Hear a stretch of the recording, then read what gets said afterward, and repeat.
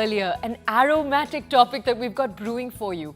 This is the story of filter coffee, and we're just going to tell you before we start that the popular food guide Taste Atlas recently called this kind of coffee, filter coffee, the second tastiest type of coffee in the world. Now, obviously, if you're sitting down with us right now, you've probably had your coffee or tea already, but let's just tell you a little bit more about this special kind of coffee. There was a time when café, as it's called, was synonymous just with households in South India. They closely guarded the secret of their perfect blend. Now, today it's possible to get a tumbler in Delhi, you can get it in Mumbai, you can get it in Kolkata. Coffee chains around the country are actually producing their own mixes of the drink, and we'll tell you all about its evolution. So the story of coffee in India, how this particular drink evolved, what's the story behind it. But before we do any of that, first we need to take you down south to the streets of Bangalore, because here in Delhi we can talk about it, but we need to hear from those who are drinking it as we speak. Let's take a look.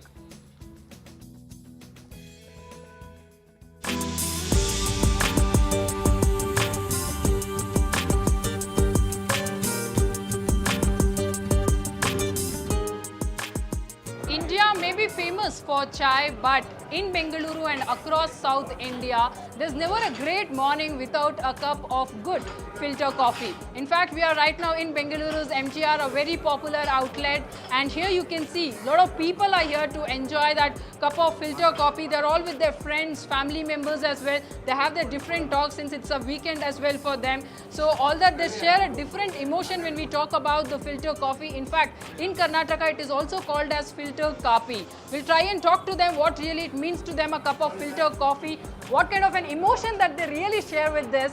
So what filter coffee means to you? It is a very good filter coffee, especially in the Bangalore.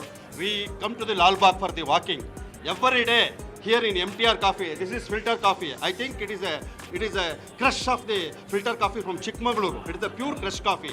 You believe me or not, from 10 years, every day, Mr. B. Kenchappagoda is giving coffee for me. 360 days, 365 days, every day morning. More than 50 to 100 people, he is getting coffee. Means to me, it refreshes me, energizes me, and the main, it can de-stress me also. Morning starts with energy, high energy, and in the evening session, what I am going to tell you is, after all day full stress, once I have a coffee, it will be something, relax. Every day we just come out here in the morning session. The day starts with this coffee itself, and we meet the friends also here. Like, filter coffee is the best coffee, I think so. Whenever I visit Bangalore, it's an attendance. I have to come to MTR. I can't go back to Chennai without coming to MTR. Coffee it is like the outmost thing that you have to have a coffee throughout the day. And MTR's coffee, it's not very sweet, it's not very strong as well. It's just, it hits you at the right spot. So coffee is love. But coffee kaise aaya India mein? What's the story there? Let's bring you a little bit of history. Popular belief says that it was all the way back in the 16th century that the beans were first brought to India by a Sufi saint, Baba Budan. And this is a story that's very interesting because the fable goes that he was on his way back from a pilgrimage from Mecca, and he actually sneaked precisely 7 beans of coffee into India because you weren't allowed to carry out a particular kind of bean from that region. So there are 2 versions. One says that he carried the beans in his beard. One says that he carried them strapped to his stomach. But either way, he clearly successfully sneaked them out, and he planted them on the seeds. Again, this is the legend goes. He planted them along the lush hills of Chikmagaluru, which you may have already heard of. It's a region in Karnataka. Still, it was not until the turn of the 20th century. So we're talking about accounts that stretch all the way from the 1900s. You even have 1800s, late 1800s, some accounts that say, according to most historians, that that's really when coffee drinking became a household phenomenon that you were seeing in different classes in different parts of India. Different accounts you have of the early 1900s too, where women were taking up coffee drinking. Many historians were talking about the goods, the bads of it. It was becoming a debate. And let's just talk a little bit about the preparation of filter coffee in particular, because it's important to tell you here that every family closely guards its blend. So the proportion of chicory, for example, that they're going to be putting in, each of those things is very, very closely guarded, and it's something that families almost look at as secrets, especially when you talk to people from Karnataka, from Tamil Nadu. But broadly, what are the broad ingredients? You have blended dark roasted coffee. It's ground together with what we told you earlier, chicory, and then you brew the entire mix in a metal filter and you create a very strong decoction. Now, the mixture is then combined with frothy boiled milk, cow's milk if you're being particular, and you serve it in a tumbler and a dabra. Now, today, India is seeing a new wave of homegrown coffee roasters. You have brands like Blue Tokai, Third Wave, and they're all looking to incorporate this traditional coffee into their lineup. They are doing it in different ways. Remember the iconic tumbler, that dabra, you've seen it, the look of it, that little copper vessel. All of that is being experimented with now. One such company is Humble Bean Coffee. It's in Bengaluru. We have the co-founder with us this morning on the show today with us. So Mana MM is joining us early in the morning. He's an early riser. Let's just go to him to ask him a little bit more about how Humble Bean went about all of this. Good morning, sir. Thank you for joining us here on TVC.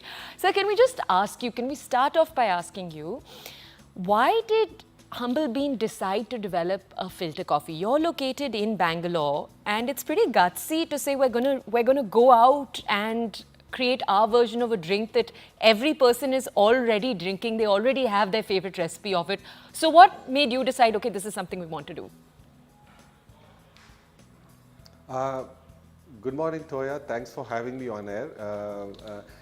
First of all, the reason behind Humble Bean in wanting to incorporate the filter coffee blend actually originated from our thought experiment that we were doing. So we belong more towards the fourth wave of coffee, where experimentation is what we do at the back end. We understand how small and medium farmers' coffees come into the mainstay. So out of many of these experiments that we did, one of them led to us incorporating one of our cafes in a shop-in-shop kind of a model, and that's when we realized that as a shop-in-shop, there was a lot of offerings of South Indian food that was offered there. So that's when we realized as a muscle memory, people usually after a South Indian breakfast tend to have a South Indian filter coffee. So it's very synonymous. So it's more of a religion, right? So and that's when we got on to understanding, since we do all the coffees best had as black, and then we propagate a lot of black coffees in the third wave and the fourth wave kind of coffee setup. So how do we incorporate this? So Humble Bean got more deep into understanding what forms the best of the filter coffee, and that's through our experiments we've understood that freshly brewed, from a mocha pot, because everything boils down to the viscosity of the beverage, and that's why the advent of chicory came into the being, is because the chicory adds a lot of body into the coffee, which actually cuts through the milk. And through our social experiments, we wanted to be as inclusive as possible, and you cannot get away with the fact not having a filter coffee. And that's when Humble Bean incorporated the filter coffee blend to one of its many offerings that we have. So I want to ask you, you're talking a little bit about the flavor components that go into making almost the perfect sip of filter coffee. And I just want to ask you, because every person has their own preference, so of how sweet they want to make it, of how heavy in the coffee flavor, how intense they want to make it. For getting the perfect filter coffee, do you then end up conducting taste tests? What does that look like?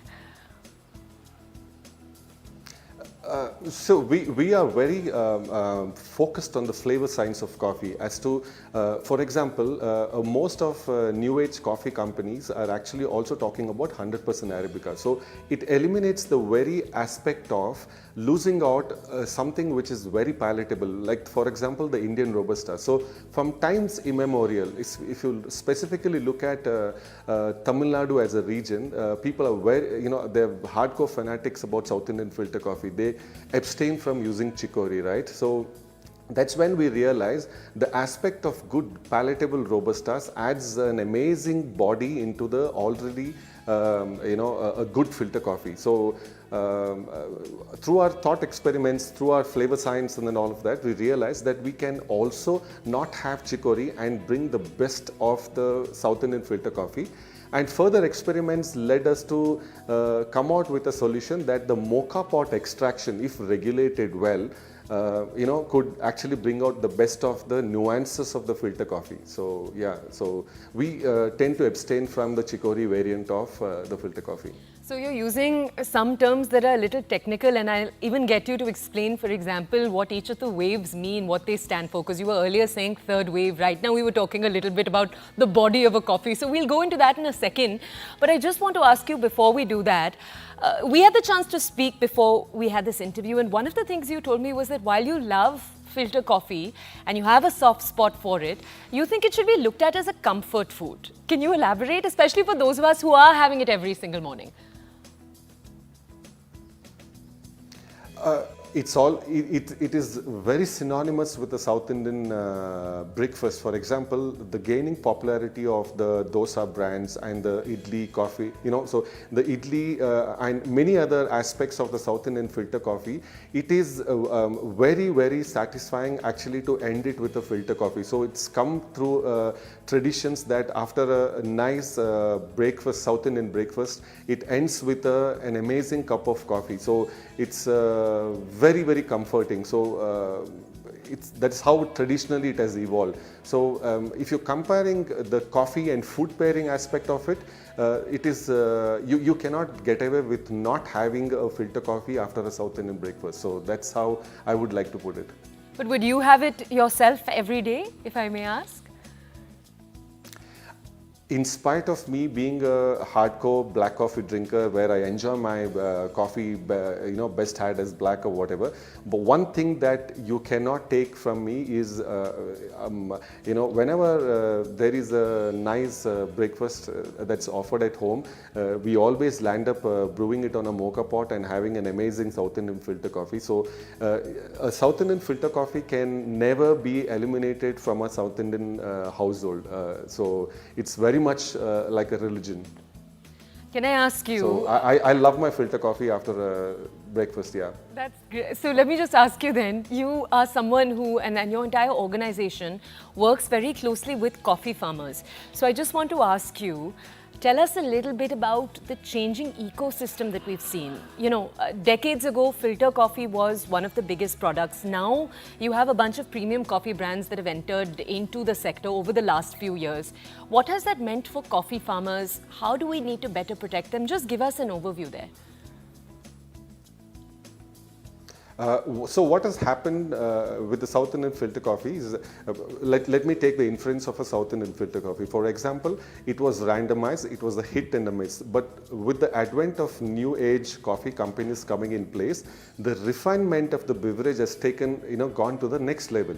So even for South Indian filter coffee, if you want the best of the South Indian filter coffee, it has to come from the best of the beans, and it is in the art of blending. So what has that led to is that the requirement of a good South Indian filter coffee means a lot of good beans, which means that you have to go backwards and then bring in the quality orientation amongst the farming community, right? So in that sense, it's added a huge amount of value where farmers are now abreast with some of the better practices which can actually enhance the bean, therefore resulting in a damn good cup of filter coffee. So it is very much becoming an inclusive part of farm orientation and then what we can do with the farming community.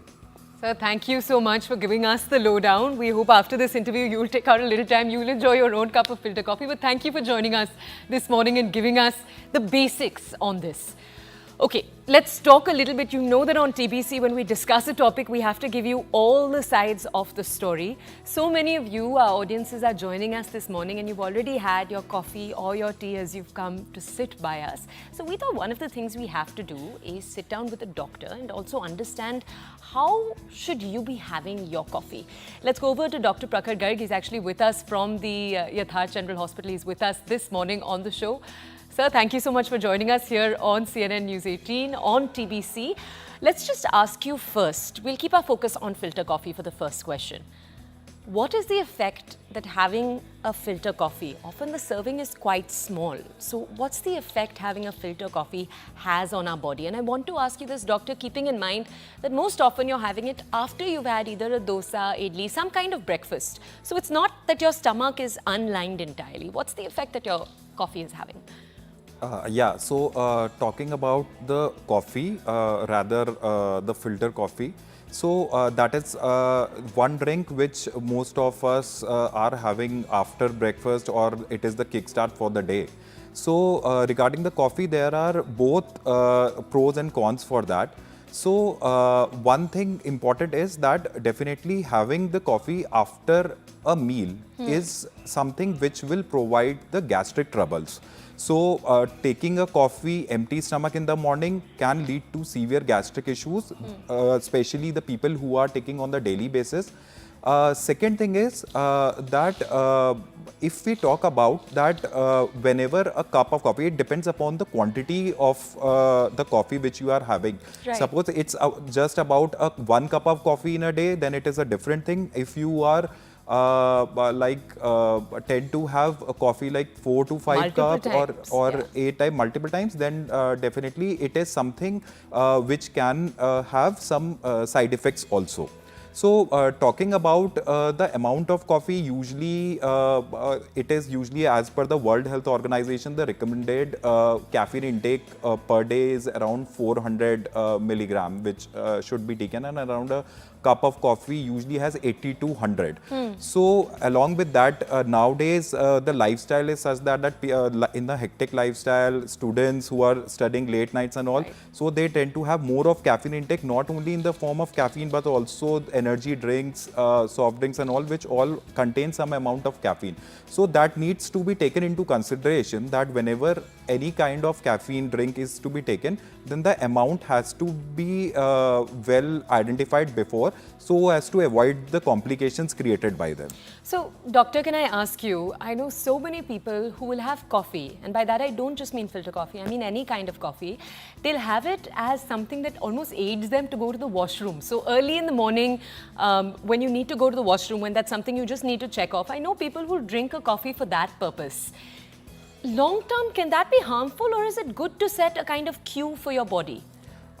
Actually, thing is that caffeine has some diuretic property, diuresis, which because of which it leads to the person tends to go to washroom for peeing repeated times. So the who are the elderly population who are suffering from prostate issue, benign prostate hyperplasia, and on the elderly age, they are specially restricted by the doctors not to take any tea, coffee during the night hours or after the dinner, because already we are giving them medicines so as to prevent repeated going to washroom at night, because ultimately it can also lead to some falls and all. So if the caffeine intake is there, then the diuresis increases. And same is the issue with the people who are suffering from diabetes. So if the diabetes is not controlled, then the symptoms are excessive urination, excessive thirst, and the water intake. And that too, if the caffeine intake is more, then also these property increases. And at times the patients become confused that whether this is happening because of the uncontrolled sugar level, or it is the diuretic property of the caffeine which is resulting into this. So let me just tell our audiences then, you're saying older audiences and anyone with diabetes, they have to be more careful about their caffeine consumption. Let me just give our audiences one more takeaway here then, doctor. If you had to tell us, okay, beyond this time, don't have coffee if you don't want to harm your nighttime sleep cycle, around what time would that be? Would it be a 4 p.m. or are we looking at as early as 1 p.m. in the afternoon, don't have another coffee after? Coffee or the caffeine, if we talk about, then it causes insomnia. Insomnia means the decreased sleep. But the effect is like if a coffee is taken, suppose 8 a.m. in the morning, the effects last for on an average 6 hours. So it is thing that if you are going to bed early, like around 9 p.m. or so, then your last cup of coffee should be around 2 p.m., 3 p.m., not before, not after that. And in case if you are going to bed, you have tendency of sleeping late at 11 and 12, then you can have an evening also. But on the other part, that it has to also be taken into consideration that people with hypertension, the high blood pressure or the high heart rate, people, they have also to be very much vigilant about taking these drinks, because it causes high blood pressure and the heart rate, which causes palpitations. So at times people who are suffering from thyroid, hypothyroidism and all, they usually have some palpitation issue, or suffering from any anxiety disorders, they have palpitation issue, and these excess of these drink can also increase these symptoms. So on the other part, if we talk about regarding the caffeine, if it is Right. a neuroprotective also, but on the other side, you need to see your cardiovascular system also. Okay, one last question I want to ask you here. Any students or people who have to pull late nights, between coffee, Diet Coke, energy drinks, if you had to give a recommendation, because they're all unhealthy and healthy in their own ways, they have different advantages, how would you suggest we should go about deciding which to go for? See, coffee is something which can be prepared as per your choice, the milk, the sugar, so it can be decided. The energy drink, the cola which are coming, they are already prepared. So they are pre-prepared. You have no choice except to drink them, whatever amount of sugar they have. So the students who are studying at night, if the carbs intake, fat intake and the sugar intake is more, then also it causes some kind of disturbance in your sleep also, and in your normal mental status also. So at that time when you have to study, it is better that you take coffee with no sugar or a very less sugar, so that it can be prepared as per your wish. But the other drinks have high sugar content, which ultimately affects your other body organs also. Okay, Doctor, thank you so much for giving that 360 degrees. We wanted to tell our audiences this because we're all big fans, especially of filter coffee, the caramelly flavor that it does have. But we wanted our audiences to know that when it comes to caffeine, it's delicious, it's a habit that I have, that you have probably. There are some things you need to be careful of as you engage with it.